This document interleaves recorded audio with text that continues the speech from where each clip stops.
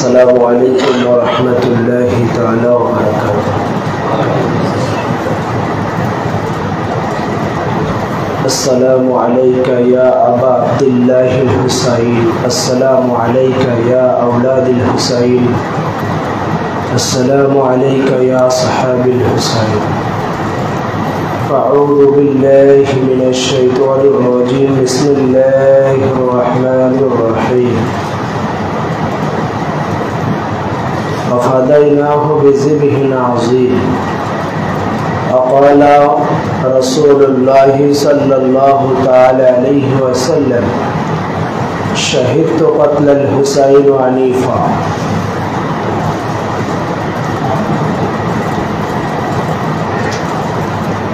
আল্লাহ রাব্বুল আলামিনের দরবারে শুকরিয়া জ্ঞাপন করছি সৈয়দুশ শুহাদা শহীদ কারবালা মজলুম কারবালা তৃষ্ণায় কারবালা সৈয়দনা ইমাম আলী মাকামের শাহাদাত পাকের মজলিস পাকে আমাদেরকে আসার মতো সুযোগ করে দিয়েছেন। लाखों कोटि दुरूद सलाम आक़ा इनामदार ताजदार मदीना रसूल करीम रऊफ़ुर रहीम सय्यदुल मुरसलीन इमामुल अंबिया नूर नबी सल्लल्लाहु ताला अलैहि वसल्लम এর কদমে ইখলাস এবং লাখ লাখ ভক্তিপূর্ণ সিজদায়ে তাজিমি ও কদম মুছি আমাদের আকা মাওলা হুজুর পাক কাবা কিবলার কদমে ইখলাস।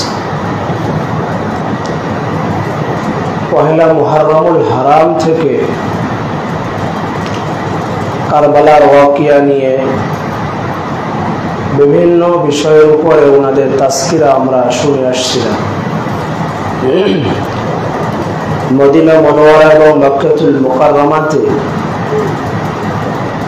হতে ওনারা কিভাবে রওনা দিয়েছিলেন, দোসরাই মুহররমুল হারামে কারবালা শরীফে পৌঁছালেন, তেসরাই মুহররমে কারবালার জমিন খরিদ করলেন।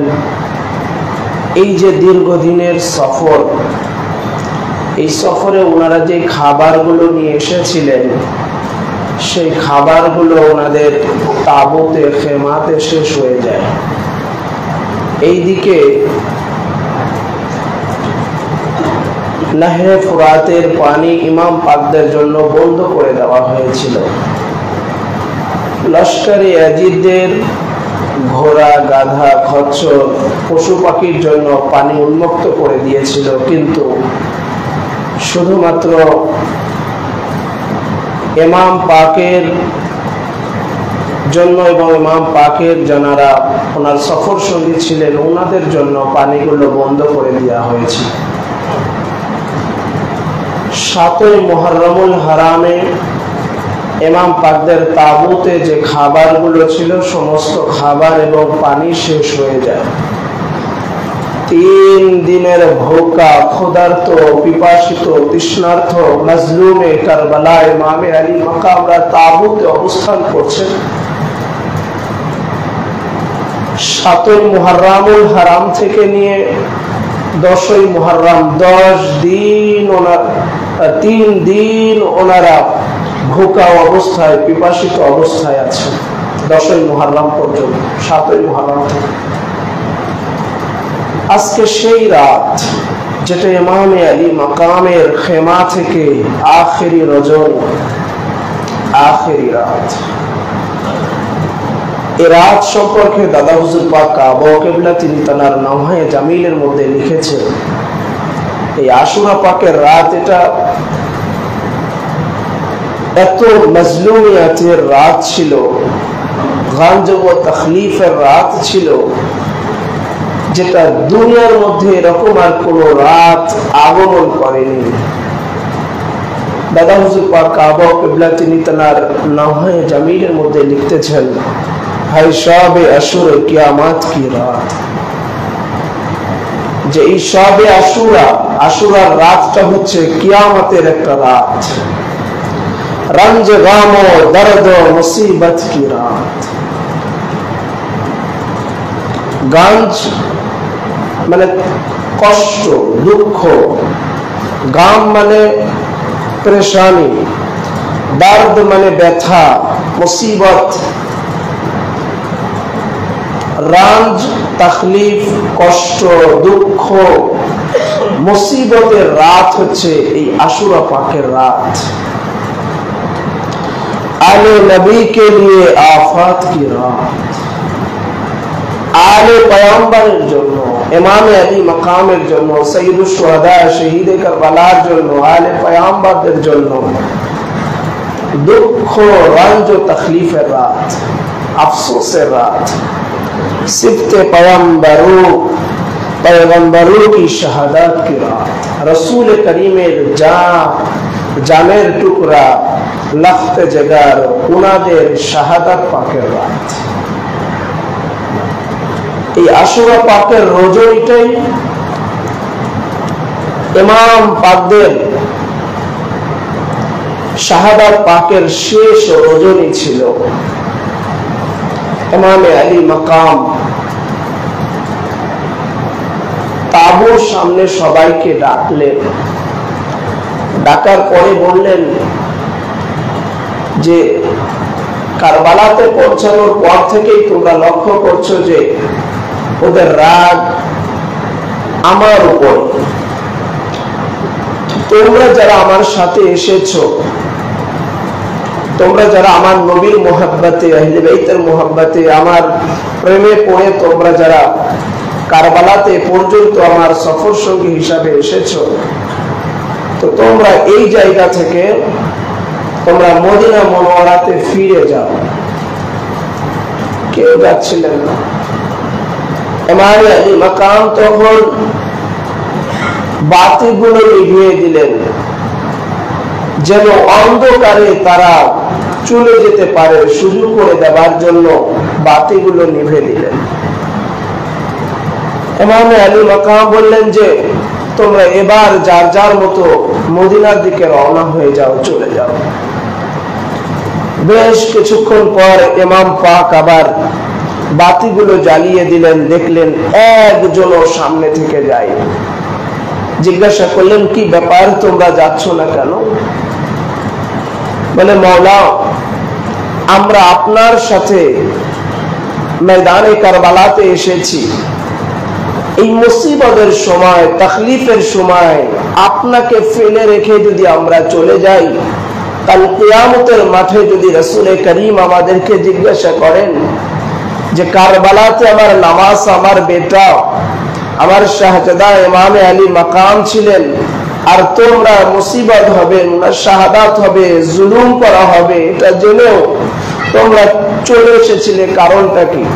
তখন তো আমরা কেউ জবাব দিতে পারবো না।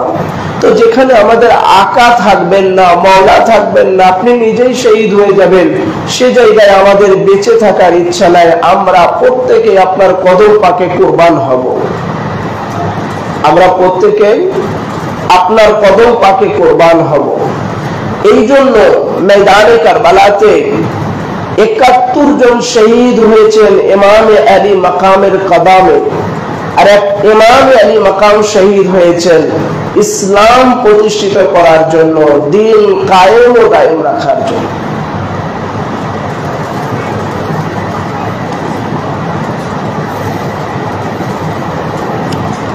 সারা রাত ওনাদের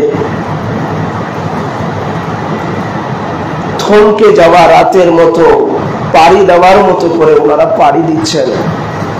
যখন সকাল হয়ে যাচ্ছে, চারিদিক থেকে হাজার হাজার সৈন্য কারবালাতে প্রবেশ করছে এবং হাজার হাজার সৈন্য মিলে ওনাদেরকে ঘেরাও করে রাখছে। এদিকে 3 দিন ধরে তাবুতে কোনো পানি নেই। হযরত আলী আসগর আলাইহিস সালামের ঠোঁট মুবারক শুকিয়ে গিয়েছে, উনি পিপাসায় তাতরাচ্ছিলেন, ওনার মুখমণ্ডল মলিন হয়ে গেছে। হযরতে সৈয়দা সাকিনা সালামুল্লাহি আলাইহা ছুটে হযরতে আব্বাস আলমদার আলাইহিস সালামের কাছে গেলেন, গিয়ে বলেন, চাচা যান, যখন মদিনা শরীফে ছিলাম তখন তো আপনি আমাদের কোনো আবদারকে অপূর্ণ রাখেন নাই, যখন আপনার কাছে যেটা আবদার করেছি, যেটা চেয়েছি, যা বলেছি, আপনি সাথে সাথে আমাদেরকে এনে দিয়েছেন। চাচা, আজকে এই মুসিবতের মুহূর্তে আপনার কাছে সামান্য একটা জিনিস চাইবো, আপনি কি এনে দিবেন? হযরত আব্বাস আলাইহিস সালাম বললেন যে, বেটি বলো কি লাগবে, আমি আমার নিজের জান দিয়ে হলেও তোমার এই জিনিসকে, আবদারকে, আশাকে আমি পূর্ণ করব। হযরত সৈয়দা সাকিনা বললেন, দেখেন আমার ছোট ভাই আলী আসগার আলাইহিস সালামের ঠোঁট মুবারক শুকিয়ে গেছে, আমার ভাই আলী আসগারের জন্য এক ফোঁটা পানি এনে দেন, আর কিছু আপনার কাছে চাই না। হযরত আব্বাস আলমদার আলাইহিস সালাম ওয়াদা করলেন, শাহজাদি বেটি, আমি নহরে ফুরাতের দিকে যাচ্ছি, যদি আমি আলী আসগারের জন্য পানি আনতে না পারি তো আমি আমার এই মুখমণ্ডল আর তোমাকে দেখাবো না। এই ওয়াদা করে তিনি খেমা থেকে পানির মশক নিয়ে ছুটে চলতেছেন নহরে ফুরাতের দিকে। ফুরাত নদীর চারপাশে যত লস্করে আজিল লানাতুল্লাহি আলাইহিরা ছিল, সবাই আব্বাস আলমদার আলাইহিস সালাতু ওয়াস সালামের দিকে তীর নিক্ষেপ করতে লাগলো। হাজারো তীরকে ভেদ করে আব্বাস আলমদার আলাইহিস সালাম নহরে ফুরাতে চলে গেলেন। পানির মশক দিয়ে সেখান থেকে পানি তুলে এবার খেমার দিকে, তাঁবুর দিকে উনি রওনা হয়ে যাচ্ছেন। ঠিক তখনই উবাইদুল্লাহ ইবনে জিয়াদ জোরে আওয়াজ দিয়ে এলান করে দিল যে যুদ্ধের সেনাপতি আব্বাস আলমদার আলাইহিস সালাম যেন জীবিত অবস্থায় তাঁবুতে ফিরে যেতে না পারে, এই জন্য তোমরা সবাই একসঙ্গে হামলা করে ওনাকে এখানে শহীদ করে দাও। সাথে সাথে এটাও বলে দিল যে আব্বাস আলমদার আলাইহিস সালামের কাছে যে পানির মশক আছে, এই নহরে ফুরাতের, ফুরাত নদীর এই পানি যেন তাঁবুতে কোনোভাবেই না পৌঁছায়, এদিকে লক্ষ্য রাখবে। হযরতে আব্বাস আলমদার আলাইহিস সালামের দিকে আঘাত আসছে, হাজারো তীরের বৃষ্টি বইছে।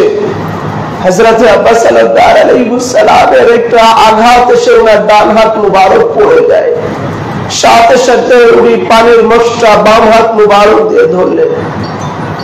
আবার আরেকটা আঘাত এসে ওনার বাম হাতে লেগে যায়, বাম হাত মুবারক পড়ে যায়। তখন উনি ওনার গাল মুবারক দিয়ে পানির মশকটা ধরলেন। ধরার পরে যখন উনি তাঁবুর দিকে ছুটছেন, তখন আরেকটা আঘাত এসে ওনার ঘোড়ার উপরে লাগে। ঘোড়ার পায়ে লাগার সাথে সাথে ঘোড়া জমিন কারবালাতে পড়ে যায়। আব্বাস আলমদার আলাইহিস সালামের দিকে হাজারো তীরের বৃষ্টি বইছে। একটা তীর এসে পানির মশকে লেগে ফুটো হয়ে সমস্ত পানিগুলো জমিনে কারবালার বালুর মধ্যে পড়ে সাথে সাথে শুকিয়ে যায়। হযরতে আব্বাস আলমদার আলাইহিস সালামের উপরে আবারও আঘাত, ওনার পা মুবারকও শহীদ করে দেওয়া হয়েছিল। এদিকে উনি জমিনে পড়ে আকা মওলা বলে উনি কান্না করছে। ইমাম হুসাইন তাঁবু থেকে আওয়াজ শুনতে পেলেন, এ তো আমার ভাই আব্বাস আলমদার আলাইহিস সালামের গলার আওয়াজ। উনি ছুটে নহরে ফুরাতের দিকে আসলেন, এসে দেখছেন আব্বাস আলমদার জমিনে কারবালাতে নহরে ফুরাতের তীরে পড়ছে। ওনার কোল মুবারকের মধ্যে নিলেন। এবার হযরতে ইমাম আলী মাকাম বলতেছেন, আব্বাস আলমদার তোমার কাছে আমার একটা চাওয়া আছে। তিনি বললেন, আকা মওলা হুকুম করেন। তখন বললেন, তুমি জীবদ্দশায় কখনো আমাকে ভাই বলে ডাকনি, আমাকে ভাই বলে কখনো ডাকনি, তোমার মুখ থেকে আমি কখনো ভাই ডাক শুনি নাই। আজকে আখেরি ওয়াক্তে তোমার কাছে চাওয়া যে তোমার মুখ দিয়ে আমাকে ভাই বলে ডাকবে। হযরতে আব্বাস আলমদার বললেন, আকা বেয়াদবি মাফ করবেন, আযাব দিয়ে আমি আপনার কোনো হুকুমকে অমান্য করি নাই।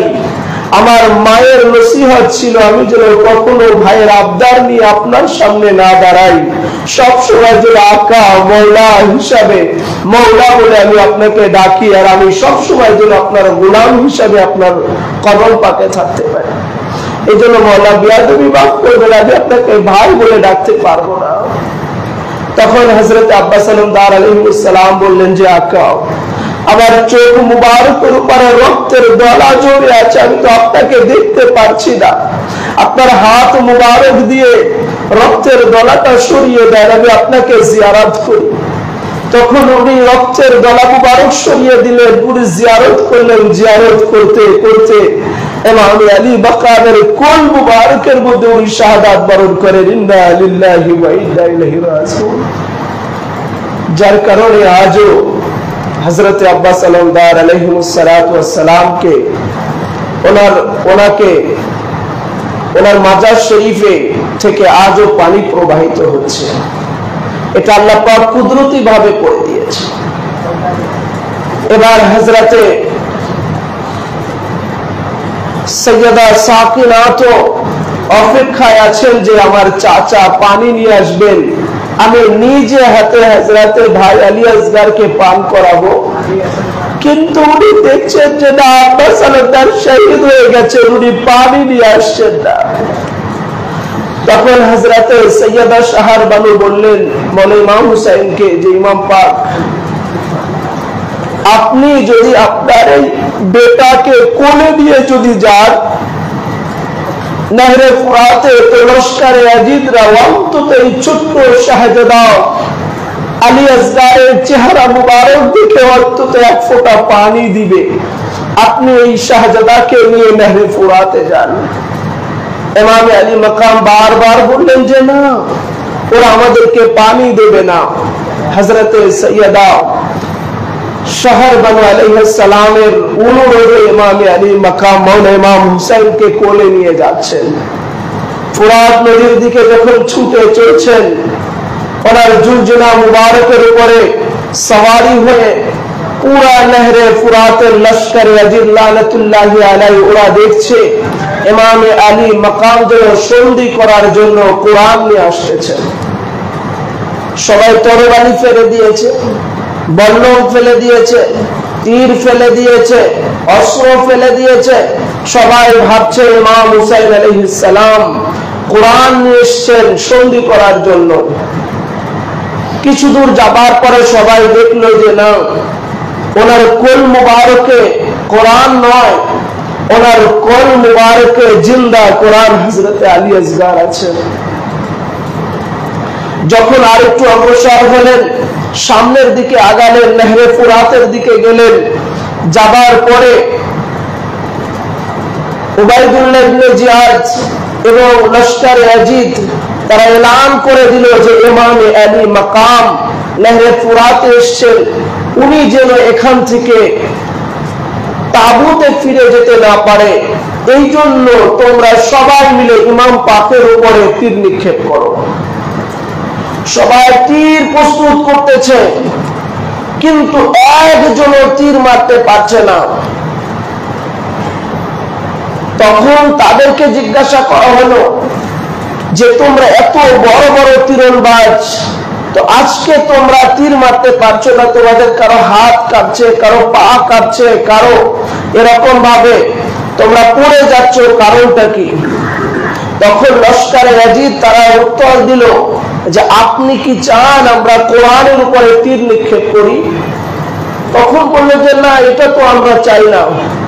বলে যখনই আমরা তীর নিক্ষেপ করতে যাচ্ছি, তখনই আমরা ইমাম আলী মাকামের কোল মুবারক দেখছি যেন কোরআন মাজিদ রয়েছে, যার কারণে আমাদের নিশানা ফেল হয়ে যাচ্ছে, আমরা তীর নিক্ষেপ করতে পারছি। তখন এই জায়গা থেকে বড় উপঢৌকন দেওয়ার ঘোষণা করে দিল যে আলী আসগর আলাইহিস সালাম এবং ইমাম হুসাইনকে শহীদ করতে পারবে, তাকে সবচেয়ে বড় পুরস্কৃত করা হবে। তখন তারা মাতাল অবস্থাতে তীর নিক্ষেপ করতে লাগলো এবং নেশাগ্রস্ত অবস্থায় তীর নিক্ষেপ করতে লাগলো। সমস্ত তীরকে ভেদ করে হযরতে ইমাম আলী মাকাম মওলা আলী আসগারকে নহরে ফুরাতের তীরে নিয়ে গেছেন। ওনার চুল্লু মুবারক দিয়ে পানি উঠাবেন, ঠিক সেই সময় একটা তীর এসে হযরতে আলী আসগার আলাইহিস সালামের গলা মুবারক ভেদ করে ইমাম হুসাইন আলাইহিস সালামের বাহু মুবারকে বিঁধে যায়। যখন ইমাম হুসাইন আলাইহিস সালামের বাহু মুবারকে বিঁধে যায়, তখন তিনি বলতেছেন, আব্বা আমার গলাটা এত চিকন যে আমার গলা ভেদ করে আপনার বাহুতে ঢুকে গেল, আমি আপনাকে বাঁচাতে পারলাম না। এদিকে হযরত আলী আসগার আলাইহিস সালামের রক্ত মুবারক নহরে ফুরাতে বয়ে যাচ্ছে। উনি পুরো রক্ত মুবারককে ধরে দিলেন। নহরে ফুরাত থেকে আওয়াজ আসলো যে আপনার এই আলী আসগারের রক্ত মুবারক যদি এই পানিতে পড়ে তো কিয়ামত পর্যন্ত সমস্ত পানিগুলো রক্তে পরিণত হয়ে যাবে। উনি রক্ত মুবারক গুলো আসমানের দিকে নিক্ষেপ করতে চাইলেন। সেখান থেকে আওয়াজ আসলো যে আলী আসগারের রক্ত মুবারক যদি আপনি আসমানে নিক্ষেপ করেন তো কিয়ামত পর্যন্ত চন্দ্র সূর্য উদিত হবে না। আবার জমিনে ফেলতে চাইলেন, জমিন থেকে আওয়াজ আসলো, আকা মওলা আপনার এই শাহজাদা ছোট্ট আলী আসগারের রক্ত মুবারক যদি জমিনে পড়ে তো আলী আসগার আলাইহিস সালামের রক্ত মুবারকের তাজিমে এই জমিন থেকে কখনো ঘাস উৎপাদন হবে না। তখন ইমাম আলী মক্কা উনার শাহজাদা, উনার বেটা, উনার লখতে জগারের রক্ত মুবারক উনার পুরা গা মুবারকে দেহ মুবারকে মাখে। একজন পিতার কোলে তার সন্তানের লাশ কতটা ভারী হতে পারে।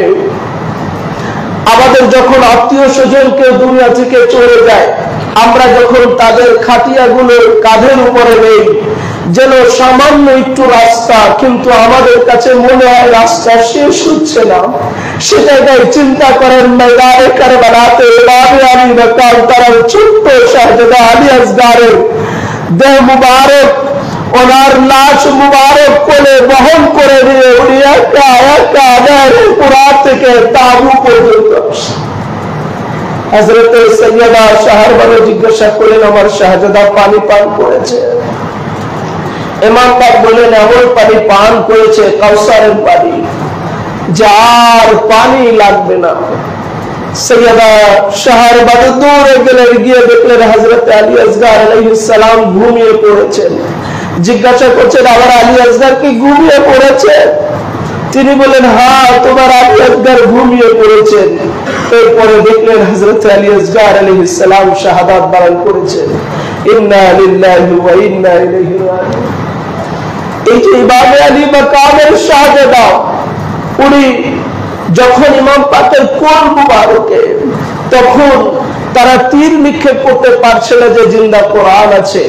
সত্যকার অর্থে যেটা মওলা আলী বলেছিলেন সিফিনের যুদ্ধে, আনা কুরআনুন নাতিকুল হাদা কুরআনুস সামিতুন, আমি বলনেওয়ালা কোরআন আছি, তোমরা যুদ্ধ চালিয়ে যাও। মওলা আলী বলেছেন যে আমরা হচ্ছে জিন্দা কোরআন, না থেকে কোরআন, বলনেওয়ালা কোরআন।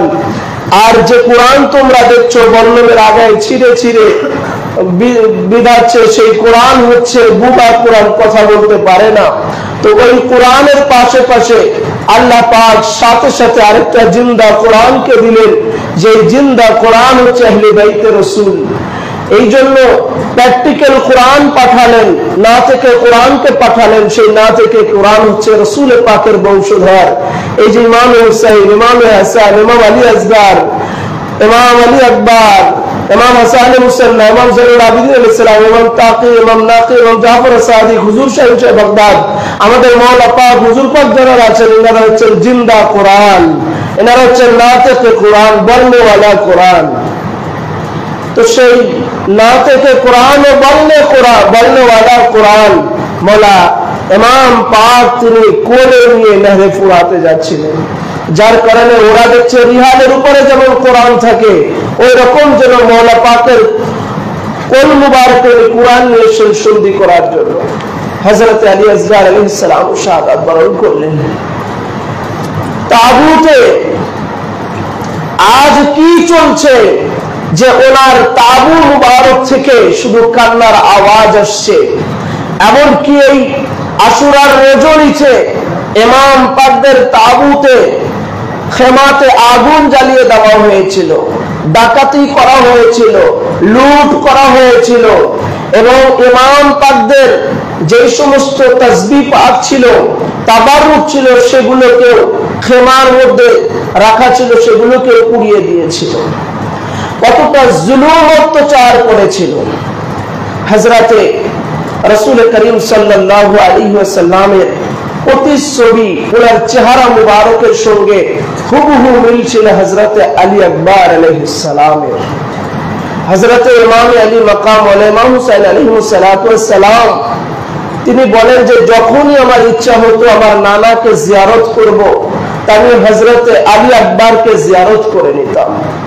তো হযরতে আলী আকবর আলাইহিস সালামকে আমি জিয়ারত করে নিতাম, আর আলী আকবর আলাইহিস সালামকে জিয়ারত করলে রাসূল পাক দেখার স্বাদ আমার মিটে যেত। সে হযরতে আলী আকবর আলাইহিস সালাম ওনার আব্বা জানের কাছে আসেন যে বাবা আমাকে বিদায় দেন, আমি যুদ্ধের ময়দানে যাই। একজন পিতা তার সন্তানকে শাহাদাতের খবর জানার পরে বিদায় দেওয়া কতটা হৃদয় বিদারক হতে পারে চিন্তা করে দেখুন। হযরতে মা যায়েনব বললেন যে আলী আকবরের নামের তালিকা তো রয়ে গেছে, আপনি বিদায় দিয়ে দেন। হযরতে ইমাম আলী মাকাম বলছেন তুমি তো দেখছো হুবহু আমার নানার মতো চেহারা মুবারক তোমার, তো যখনই আমার ক্ষুধা লাগতো, তৃষ্ণার্ত হতাম, তো তুমি আলী আকবরকে দেখতাম তো আমার তৃষ্ণার্ত মিটে যেত। আমি ক্ষুধার্ত থাকলে আমার ক্ষুধার্ত মিটে যেত তোমার চেহারা দেখলে। তো তুমি যুদ্ধের ময়দানে গেলে আমি যখন নানা দেখার ইচ্ছা হবে তো আমি কাকে দেখবো? হযরত আলী আকবর আলাইহিস সালামকে বিদায় দিচ্ছেন যখন, ইমাম আলী মাকাম ওয়া ইমাম হুসাইন আলাইহিস সালাতু ওয়াস সালাম বারবার আলী আকবর আলাইহিস সালামের চেহারা মুবারকের দিকে তাকাচ্ছেন। যখন উনি যুদ্ধের ময়দানে রওনা হলেন, পুরো ময়দানে কারবালাতে সবাই তরবারি ফেলে দিয়েছিল, সবাই বর্ণম ফেলে দিয়েছিল, তীর ফেলে দিয়েছিল, সবকিছু যুদ্ধের সামান ফেলে দিয়েছিল। সবাই দেখছে, সবাই ভাবছে যে নবী মুহাম্মদ রাসূলুল্লাহ সাল্লাল্লাহু আলাইহি ওয়াসাল্লাম আসছেন, নবী পাক আসছেন কারবালাতে। তখন সবাই ফেলে দিয়েছে। কিছু দূর যাওয়ার পরে দেখলেন না, এ হযরতে আলী আকবর আলাইহিস সালাম। তখন সবাই তরবারিগুলো, বল্লম তীরগুলো আবার হাতে তুলে নিল। আলী আকবর আলাইহিস সালামের সামনে এক এক করে আঘাত করতে লাগলো। আলী আকবর আলাইহিস সালাম আহলে বাইতে রাসূল, উনি যদি ইচ্ছা করতেন লস্করে আজিদদের 30,000 সৈন্যদেরকে উনি একাই জাহান্নামে পাঠিয়ে দিবেন, সেটাও উনি পারতেন। তো যেই উনার সামনে আসতো তাকেই আলী আকবর আলাইহিস সালাম জাহান্নামে পাঠিয়ে দিতেন। এরকম করতে করতে করতে করতে যখন অসংখ্য লস্কর জাহান্নামে চলে গেল, তখন আওয়াজ দিয়ে এলান করা হলো যে এ হচ্ছে হযরত ইমাম হুসাইনের শাহজাদা, এ হচ্ছে রাসূল করিম সাল্লাল্লাহু আলাইহি ওয়াসাল্লামের চেহারা মুবারকের সাথে হুবহু সাদৃশ্য আছে। অতএব আলী আকবর আলাইহিস সালামের সামনে এক এক করে গিয়ে নাকি শহীদ করা সম্ভব না, তোমরা একবারে সবাই মিলে হামলা করো। চারিদিক থেকে তীর নিক্ষেপ করা হচ্ছিল। আলী আকবর আলাইহিস সালামের উপরে তীর নিক্ষেপ করা হচ্ছিল, আঘাত করা হচ্ছিল। উনি জমিনে কারবালাতে একটা আঘাত এসে ওনার বাহু মুবারকে ঢুকে পড়ে, উনি জমিনে কারবালাতে পড়ে যান। কিছুটা যুদ্ধ করার পরে উনি আবার যুদ্ধের ময়দান থেকে ওনার ঘোড়া মুবারক নিয়ে ফিরে এসেছেন তাঁবুর দিকে। আব্বা আব্বা বলে আওয়াজ দিয়ে উনি তাঁবুর দিকে আসতেছেন। ইমাম আলী মাকাম দেখলেন এ তো আমার আলী আকবর আলাইহিস সালামের গলার আওয়াজ। উনি তাঁবু থেকে বেরিয়ে দেখলেন আলী আকবর আলাইহিস সালাম এসেছে। আলী আকবর আলাইহিস সালাম বলেন বাবা আমি তো অনেকক্ষণ ধরে যুদ্ধ করলাম, আমার গলাটা শুকিয়ে গেছে, আমাকে এক ফোঁটা পানি দেন, আমি গলাটা ভিজে আমি আবার যুদ্ধের ময়দানে ফিরে যাব। হযরত ইমাম হুসাইন আলাইহিস সালাম তাঁবুতে প্রবেশ করলেন, পানির বাষ্প দেখলেন, সবকিছু খুঁজে আসার পরে বলেন বাবা আমাদের তাঁবুতে তো এক ফোঁটা পানি নেই, আলী আকবর আলাইহিস সালাম বলেন, বাবা যখন ছোট্ট সময় আমাদের তৃষ্ণার্ত লাগতো, আপনি তো আমাদেরকে জিহ্বা মুবারক, ঠোঁট মুবারক চুষে দিতেন, তো আমরা পিপাসিত নিবারণ হয়ে যেত। আজকে আপনি আপনার ঠোঁট মুবারকটা দেন না, আমি আমার পিপাসিতটা মেটাবো। হযরত আলী আকবর আলাইহিস সালামের জন্য ইমাম হুসাইন যখন নিজের জিহ্বা মুবারক বের করে দিলেন, আলী আকবর আলাইহিস সালাম গাল মুবারককে দিয়ে বলতেছেন, আব্বা আপনি তো আমার থেকেও বেশি তৃষ্ণার্ত, আমার চেয়ে তো বেশি আপনার ঠোঁট মুবারক শুকিয়ে গেছে। ইমাম হুসাইন বলতেছেন, বেটা আজ 3 দিন ভুকা অবস্থায় আছি, ক্ষুধার্ত অবস্থায় আছি, তৃষ্ণার্ত অবস্থায় আছি। হযরত আলী আকবর আলাইহিস সালাম পানি পান না করে উনি আবার কারবালার জমিনের দিকে ছুটে চললেন। হাজারো লস্করকে জাহান্নামে পাঠিয়ে হঠাৎ একটা আঘাত এসে আলী আকবর আলাইহিস সালামের দেহ মুবারকের মধ্যে বিঁধে যায় এবং সাথে সাথে জমিনে পড়ে যান। জমিনে পড়ে যাওয়ার পরে হযরত আলী আকবর আলাইহিস সালাম বাবা বাবা বাবা বলে আওয়াজ দিয়ে কান্না করছে। ইমাম হুসাইন দেখলেন আবার আলী আকবরের আওয়াজ, দৌড়ে চলে গেলেন ময়দানে কারবালাতে, গিয়ে দেখলেন আলী আকবর জমিনে পড়ে আছে, ওর পুরো চেহারা মুবারকে রক্ত জড়িয়ে আছে। বললেন, বেটা তোমার এই হাল। হযরত আলী আকবর আলাইহিস সালামকে নিজের কোলের মধ্যে নিলেন। নেবার পরে আলী আকবর আলাইহিস সালাম বললেন যে তোমার চেহারা মুবারক আমাকে দেখাও। হযরত ইমাম হুসাইন আলাইহিস সালাম নিজের হাতে ওনার চোখ মুবারক থেকে রক্ত সরিয়ে দিলেন। ইমাম আলী মাকামকে হযরত আলী আকবর জিয়ারত করছেন, আর রাসূল পাকের হুবহু সাদৃশ্য আলী আকবরকে ইমাম পাক জিয়ারত করছেন।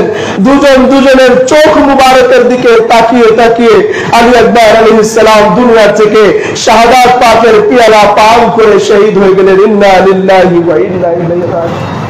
ময়দানে কারবালাটা এমন ছিল যেটা দাদা হুজুর পাক তিনি তার নামে জামিলের মধ্যে লিখেছেন, মাহে মুহররম তো কিয়ামত সে नहीं कम শাহ কা করো মাতম। যে ইমামে আলী মাকামের মুহররম মাসটা কিয়ামতের কোন অংশে কম নয়। এটা হচ্ছে কিয়ামতের কোন অংশে কম নয়। শাহ কা করো মাতম, বাদশাহ ইমাম হুসাইনের জন্য নহা করো মাতাম করো। এই জন্য দাদা হুজুর পাক কাবা কিবলা লিখেছেন, আই শাবে আশুর কিয়ামত কি রাত। যে শবে আশুরা, আশুরার রাতটা হচ্ছে কিয়ামতের একটা রাত, আর রঞ্জ তাখলিফ গঞ্জ এবং মুসিবতের রাত হচ্ছে আশুরার রজনী, আশুরার রাত। হযরত আলী আকবর আলাইহিস সালাম শহীদ হয়ে গেলেন, আব্বাস সালামদার আলাইহিস সালাম শহীদ হয়ে গেলেন, হযরত আলী আসগর আলাইহিস সালামও শহীদ হয়ে গেলেন। এবার হযরতে বড় ইমাম পাক ইমামে হাসান আল মুজতবা আলাইহিস সালাম ছিলেন, উনি হুবহু হযরতে ইমামে হাসান আলাইহিস সালামের চেহারা মুবারকের সাথে হুবহু সাদৃশ্য ছিল ওনার শাহজাদা হযরত আবুল কাসিম আলাইহিস সালাম। হযরত আবুল কাসিম আলাইহিস সালাম ময়দানে কারবালাতে ছিলেন এবং হযরতে মা যায়নাবের কাছে এসে আবদার করলেন, ফুফি জান আপনি আমাকে চাচার কাছে নিয়ে যান, নিয়ে বলেন যেন আমাকে ইজাজত দেন, আমি কারবালাতে যেতে পারি, আমি যেন যুদ্ধের ময়দানে যেতে পারি। ইমাম হুসাইনের কাছে দিয়ে আসলেন। ইমাম পাক বলে, আমার বড় ভাই দুনিয়া থেকে চলে গেছে, শহীদ হয়েছে, আজকে আমি একা। আমার আলী আকবর চলে গেছে, আমার আলী আসগর চলে গেছে, আমার আব্বাস সালামদার চলে গেছে, আমি আমার এই ভাইয়ের চেহারা মুবারক দেখতে পাই আবুল কাসিম থেকে। যখন আমার ভাই দেখার সাদ জাগতো, আমার ভাই দেখার ইচ্ছা হতো, তো আমি আবুল কাসিমকে দেখি, তো আমি আবুল কাসিমকে যুদ্ধের ময়দানে যেতে দিতে পারি না। হযরত আবুল কাসিম আলাইহিস সালাম দুঃখ ভারাক্রান্ত মন নিয়ে ওনার পা মুবারকের মধ্যে মাথা মুবারক দিয়ে নিচু করে উনি বসে আছেন। হঠাৎ ওনার ইয়াদ হলো যে আমার আব্বাজান তো আমাকে একটা তাবিজ মুবারক দিয়েছিলেন, যে যখন সবচেয়ে বেশি মুসিবতে পড়বে, সবচেয়ে বেশি বিপদের মধ্যে পড়বে, তো সেই সময় তাবিজ মুবারকটা খুলবে এবং এটা খোলার পরে যা যা লেখা পাবে সেই অনুপাতে তুমি আমল করবে। তো আজকে যেটা দেখছি, ভাই আলী আসগর চলে গেছে, আলী আকবর চলে গেছে, এর থেকে মুসিবতের রাত আর আমাদের নাই। এর থেকে মুসিবতের দিন আর আমার নাই। আমাদের খেমা জ্বালিয়ে দেওয়া হয়েছে, তাবু লুট করা হয়েছে, পানি বন্ধ করে দেওয়া হয়েছে, খাবার শেষ হয়ে গেছে আমাদের। এর চেয়ে মুসিবত আমি আর জীবনে কখনো দেখি নাই।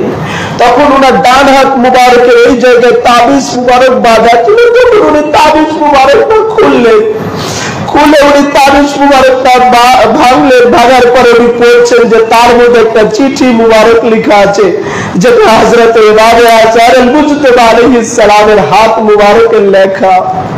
তখন তিনি চিঠি মুবারকটা পড়লেন যে বেটা, কারবালার ময়দানে 61 হিজরিতে আমি থাকবো না, কিন্তু তুমি আবুল কাসিম থাকবে।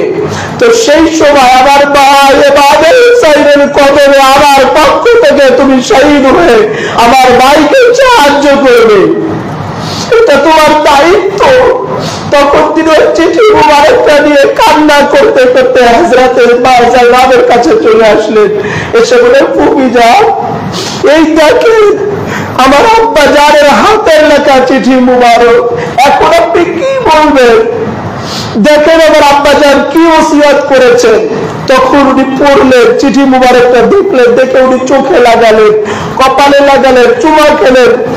চুমা খাওয়ার পর উনি চিঠি মুবারক আর হযরত আবুল কাসিমকে নিয়ে চলে গেলেন ইমাম পাকের কাছে। গিয়ে বলে, ভাইয়া এবার আপনি কি বলবেন? দেখেন চিঠি মুবারক, বড় ভাই ইমাম হাসান আলাইহিস সালাম চিঠি মুবারক লিখে দিয়েছেন, আবুল কাসিম আলাইহিস সালামকে যুদ্ধের ময়দানে যাওয়ার জন্য বলেছেন। তখন হযরত ইমাম আলী মাকাম আবুল কাসিম আলাইহিস সালামকে যুদ্ধের ময়দানে যাওয়ার জন্য ইজাজত দিলেন। তাবু থেকে যত আহলে বাইত রাসূল বের হচ্ছেন আর তাবুতে ফিরে আসছেন না। ইমাম আলী মাকাম কষ্ট নিয়ে হযরত আবুল কাসিম আলাইহিস সালামকে বিদায় জানালেন। হযরত আবুল কাসিম আলাইহিস সালাম যুদ্ধের ময়দানে গেলেন।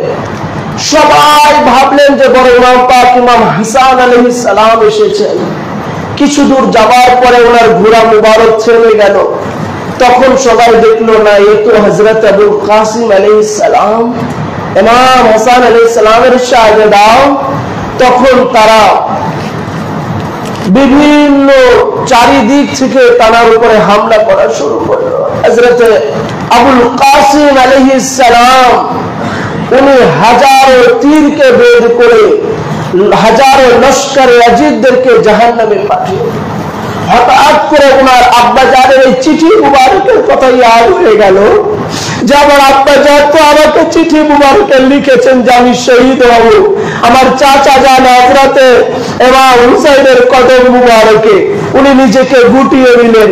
ঠিক যখনই উনার উপরে আঘাত আসলো, আঘাত আসার সাথে সাথে উনি জমিনে পড়ে যান আর চাচা চাচা চাচা বলে উনি কান্না করতে লাগলেন।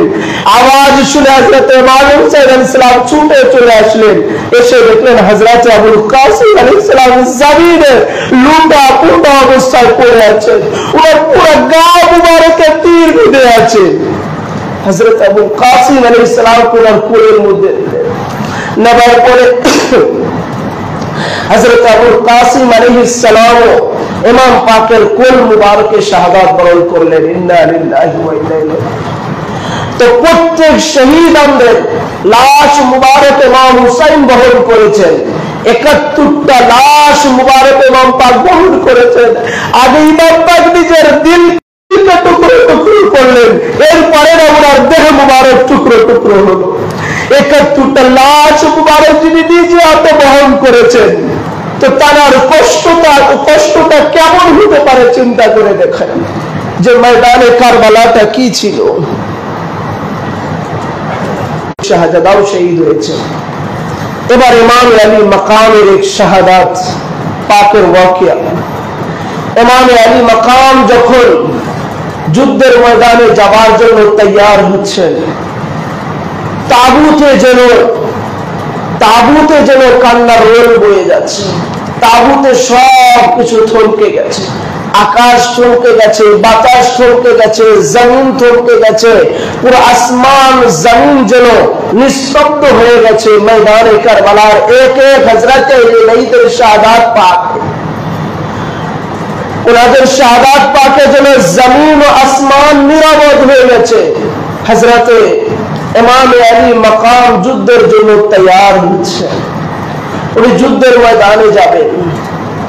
এদিকে যখন উনি প্রস্তুতি নিয়ে বাহিরে বের হচ্ছেন, ওনার যে ঘোড়া মুবারক ছিল, এই ঘোড়া মুবারকের ওয়াকিয়া আছে। এই ঘোড়া মুবারকটা ইমাম আলী আলাইহিস সালামকে উপঢৌকন দেওয়া হয়েছিল, যেটা যে ঘোড়া মুবারকটা একদম জীর্ণ শীর্ণ রোগীর হালতে সবসময় থাকতো, কখনো আওয়াজ দিত না, কখনো এরকম ভাবে দাঁড়াতো না, সবসময় রোগীর হালাতে থাকতো, যেন কেউ ওনাকে নিয়ে যেতে না পারে। যতগুলো ঘোড়া ছিল সবগুলো ঘোড়া আওয়াজ দিত, কিন্তু ওই ঘোড়াটা কখনো আওয়াজ দিত না। ইমাম আলী আলাইহিস সালামকে যখন ঘোড়া মুবারক উপহার দিবে, তখন ওনাকে সেই ঘোড়ার ইসের মধ্যে ঘোড়ার জায়গাতে নিয়ে যাওয়া হলো। নিয়ে যাওয়ার পরে ইমাম আলী আলাইহিস সালামকে দেখার সাথে সাথে যেই ঘোড়াটা কখনো আওয়াজ দিত না, কথা বলতো না, যেই ঘোড়াটা শক্ত করে কখনো দাঁড়াতো না, সেটা জোরে আওয়াজ করে হুঙ্কার দিয়ে মওলা আলী আলাইহিস সালামের সামনে দাঁড়িয়ে। সবাই আশ্চর্য হয়ে গেল যে এই সেই ঘোড়া যেটা কাল অবধিও কোন আওয়াজ দেয়নি, জীর্ণ শীর্ণ হালতে থেকেছে, তো এই ঘোড়াটা এখন এমন আওয়াজ করছে, কারণ কি? তখন পুরা ঘটনা মওলা আলী আলাইহিস সালামের কাছে শোনানো হলো। মওলা আলী বললেন যে এই ঘোড়াটা তো একা না, এর সাথে আরো একটা ঘোড়া আছে, এর বাচ্চা আছে। তখন বলেন, জি মওলা, এর একটা বাচ্চা আছে। তখন মওলা আলী বলেন, আমি এই দুইটা ঘোড়াকেই নিয়ে যাব আমার সাথে। তখন ঘোড়া আওয়াজ দিতে লাগলেন, খুশি হতে লাগলেন। মওলা আলী আলাইহিস সালাম সেই ঘোড়া নিয়ে আসলেন। নিয়ে আসার পরে যখন মওলা ইমাম হুসাইন আলাইহিস সালামকে দেখেছেন, তো ওই ঘোড়া আওয়াজ দিত, খুশি হয়ে যেত। মদিনা মুনাওয়ারাতে যতবার ইমাম পাক চড়তে যেতেন, ঘোড়া আদাবান তাজিমান নিচু হয়ে যেতেন, ইমাম পাক যেন সহজে ঘোড়ার উপরে আরোহণ করতে পারে, নিচু হয়ে যেতেন। আবার যখন নামবার সময় হয়ে যেত, নামার সময় ঘোড়া নিচু হয়ে যেত, ইমাম পাক যেন নামতে কষ্ট না হয়, এই জন্য ইমাম পাকের তাজিমে নিচু হয়ে যেত, ইমাম পাক সহজে নামতেন। এই ঘোড়াটা মদিনা মুনাওয়ারা থেকে মক্কাতুল মুকাররমা থেকে এই কারবালা শরীফ পর্যন্ত এসেছে। এত বছর ধরে ইমাম পাকের কাছে ঘোড়াটা, কিন্তু ইমাম আলী মাকাম যেদিন কারবালা শরীফে, যেদিন ময়দানে কারবালাতে উনার খেবা থেকে, তাবু থেকে উনি প্রস্তুতি নিয়ে যুদ্ধের ময়দানে যাবার জন্য বেরিয়ে যাচ্ছেন, তখন ঘোড়া মুবারক নিচু হয়ে গেলেন। ইমাম পাক ঘোড়ার উপরে সওয়ার হলেন, সবার কাছ থেকে ইমাম পাক বিদায় দিলেন, কিন্তু জুলজিনা মুবারক আর চলছে না। আমাদের আলী মাকাম বলেন, কি ব্যাপার, তুমি আমাকে মদিনা মুনাওয়ারা থেকে মক্কাতুল মুকাররমা থেকে কুফা, কুফা থেকে কারবালা এতটা রাস্তা দিয়ে আসলে কোন জায়গায় তুমি থেমে যাও নাই, তো আজকে কেন থেমে যাচ্ছ? ঘোড়া জুলজিনা মুবারক খন্দন করছেন আর আওয়াজ দিয়ে বলছে, আকা মাওলা, আমি কিভাবে যাই? আমার পায়ের কাছে তো হযরত সাইয়্যিদা সাকিনা পড়ে আছে।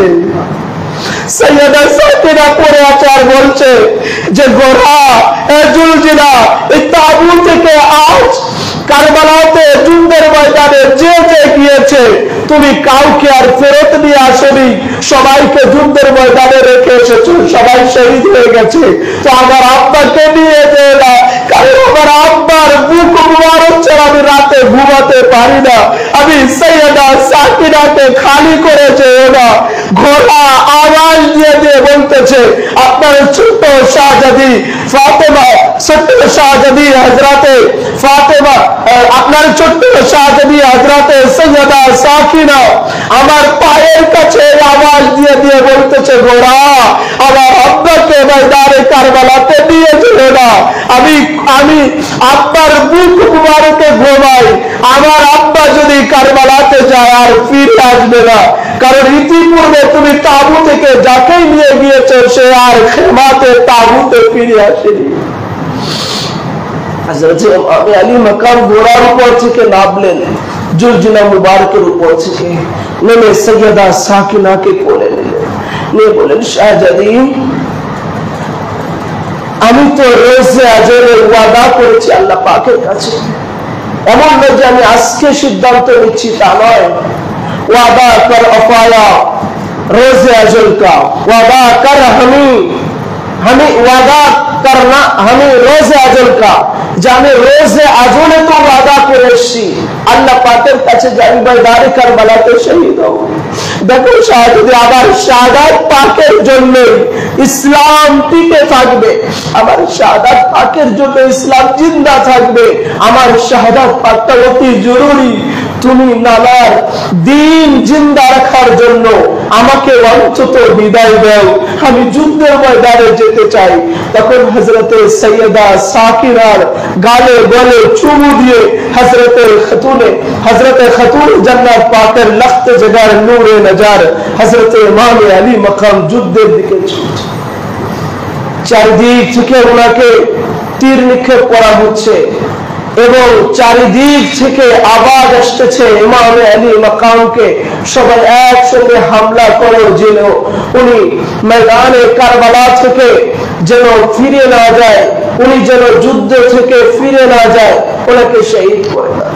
3 দিনের ভুকা ছিলেন ইমাম আলী মাকাম, 3 দিনের ক্ষুধার্ত ছিলেন, তৃষ্ণার্ত অবস্থায় ছিলেন, পিপাসিত অবস্থায় ছিলেন। আর এইদিকে এক এক করে 71টা লাশ মুবারক উনি বহন করেছেন। সেই ইমাম আলী মাকাম পরে ইমাম হুসাইন আলাইহিস সালাম ময়দানে কারবালাতে যাচ্ছেন। এদিকে হযরতে রাসূল করিম সাল্লাল্লাহু আলাইহি ওয়াসাল্লাম রওজা রাসূল থেকে মদিনা মুনওয়ারাতে আসেন, যেটা দাদা হুজুর পাক কাবা কিবলা তিনি তার নওহে জামিলের মধ্যে লিখেছেন, হরন মে জব ইবনে আলী গরদন কাটানে কো চলে খুদ মুহাম্মদ মুস্তাফা আসু বহানে কো চলে। যে যখন ইমাম আলী মাকাম রন মে জব ইবনে আলী গরদন কাটানে কো চলে, রন মানে যুদ্ধের ময়দানে যখন ইমাম পাক রওনা হয়ে যান, খুদ মুহাম্মদ মুস্তাফা আসু বহানে কো চলে, তখন রাসূল পাক নিজে ইমাম পাকের চোখের পানি মুছে দেওয়ার জন্য মদিনা মুনওয়ারা থেকে, গম্বাদে খজরা থেকে, রওজা রাসূল থেকে ছুটে যিনি কারবালা শরীফে আসতেছেন, সেই ইমাম আলী মাকামের আখেরি ওয়াক্ত ওই আওয়াজ দিতে লাগলেন। যুদ্ধ করতে করতে একসময় আওয়াজ দিতে লাগলেন, তোমাদের মধ্যে কি একজন মুসলমান নেই?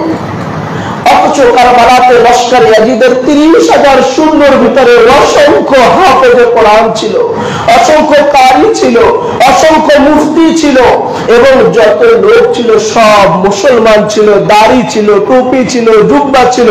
অথচ ইমাম আলী মাকামের সামনে এসে দাঁড়িয়ে কেউ বলতে পারেনি ইমাম পাক আমি মুসলমান আছি। কারবালাতে লস্কর ইয়াজিদের 30,000 সৈন্যের ভিতরে একজনও হিন্দুর ছেলে ছিল না, একজনও খ্রিস্টানের ছেলে ছিল না, একজনও বৌদ্ধর ছেলে ছিল না, সবাই মুসলমান ছিল, দাড়ি টুপি জুব্বা সবকিছু ছিল। এত কিছু থাকার পরেও ইমাম পাকের সামনে এসে কেউ দাঁড়িয়ে বলতে পারেনি যে আমি মুসলমান আছি। তার মানে দাড়ি টুপি থাকতে পারে, নামাজ থাকতে পারে, তাসবিহ থাকতে পারে, জুবানে আল্লাহর জিকির থাকতে পারে, আহলে বাইতের মুহাব্বত যার হৃদয়ে নাই সে প্রকৃতিক মুসলমান হতে পারে না, সে প্রকৃতিক মুসলমান হতে পারে না। ইমাম আলী মাকামের এই আওয়াজ শুনে সবাই এরকম ভাবে থমকে গেল। রাসূল করিম সাল্লাল্লাহু তাআলা আলাইহি ওয়াসাল্লামের লখত জগার নূরে নজর রাসূল পাক সাল্লাল্লাহু আলাইহি ওয়াসাল্লামের এই দেহের অংশ ইমাম আলী মাকামও এক পর্যায়ে শাহাদাত বরণ করেন। ইন্না লিল্লাহি ওয়া ইন্না ইলাইহি রাজিউন।